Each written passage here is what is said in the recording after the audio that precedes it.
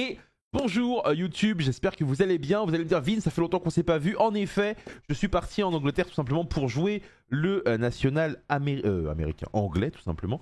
Et l'idée c'est que j'ai coupé un peu de façon à essayer de me préparer. On a un laps de temps très réduit, mais je me suis quand même pas mal préparé. Malheureusement, les efforts n'ont peut-être pas payé du tout, puisqu'on a terminé 58ème sur 1100 et quelques.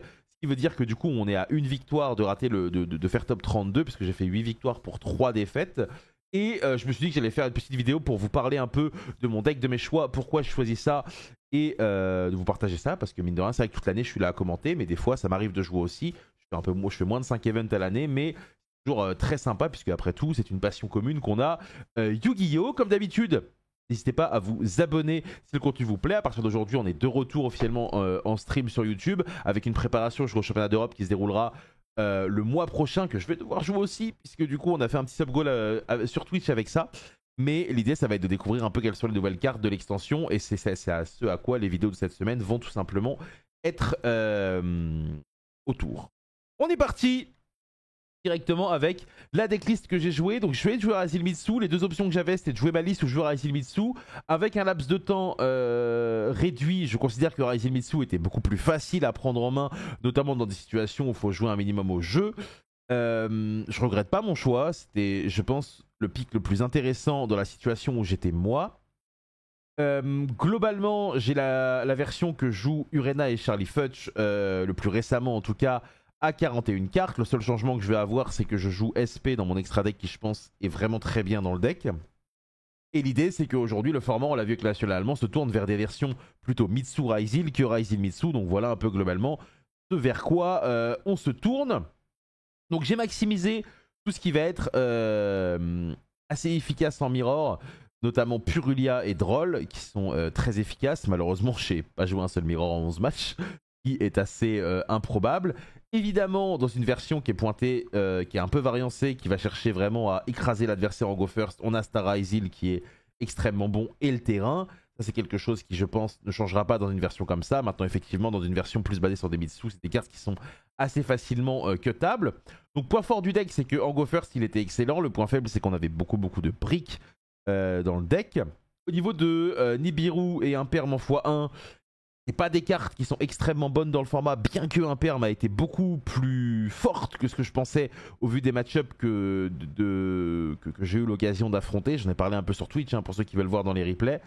Et globalement, je suis vraiment très content de la stabilité qu'offrait le deck. Évidemment, tout drôle, le deck explose. Mais ce qui est le cas quand même de pas mal de decks de la méta, excepté Malice. On a quand même rajouté un pot, ce qui était assez marrant, c'est que pot de prospect dans le deck est très mauvaise en go second parce qu'on cherche à tuer.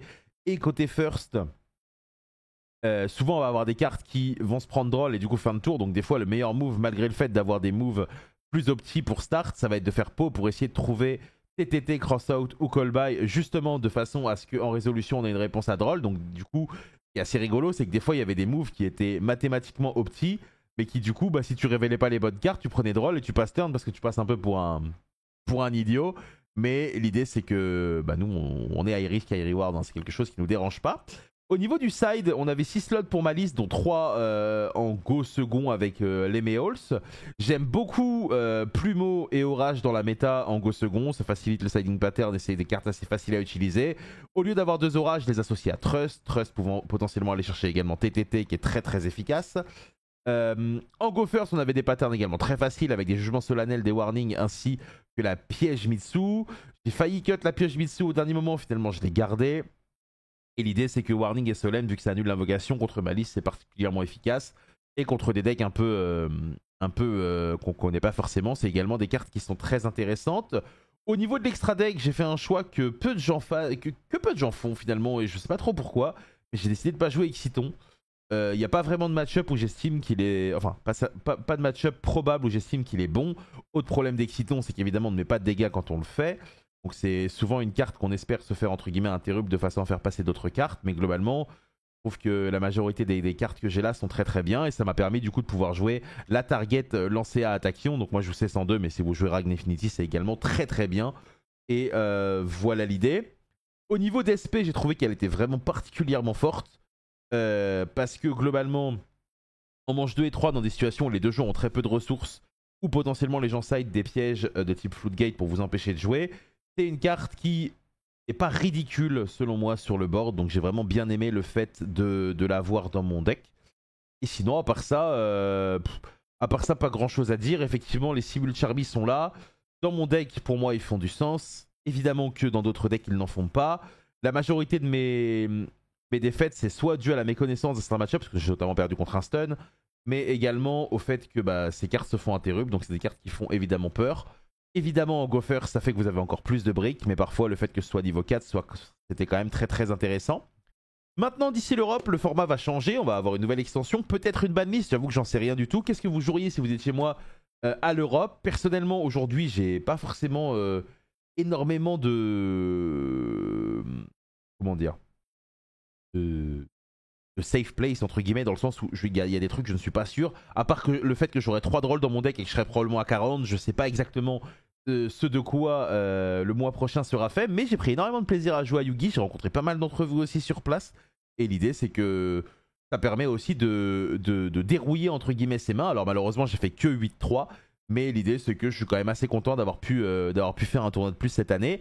On se donnera rendez-vous évidemment au championnat d'Europe pour ceux que ça intéresse. Donc ce sera à Berlin. Ce qui se passera, c'est que je commenterai probablement la journée 2, mais je casterai la journée 1.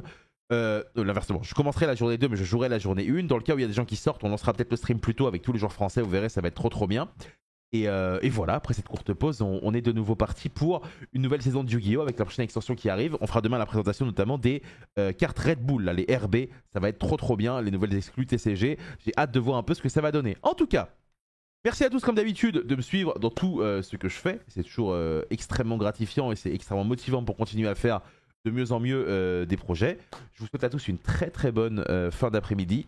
Prenez soin de vous et n'hésitez pas à me dire ce que vous pensez de mon deck. Peut-être que c'est vous êtes Team Malice, voilà, whatever. N'hésitez pas, ça fait toujours plaisir.